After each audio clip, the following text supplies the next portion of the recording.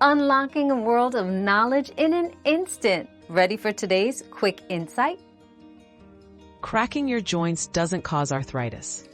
That popping sound? It's just gas bubbles bursting in the joint fluid, completely harmless. Research shows no connection between cracking and arthritis risk.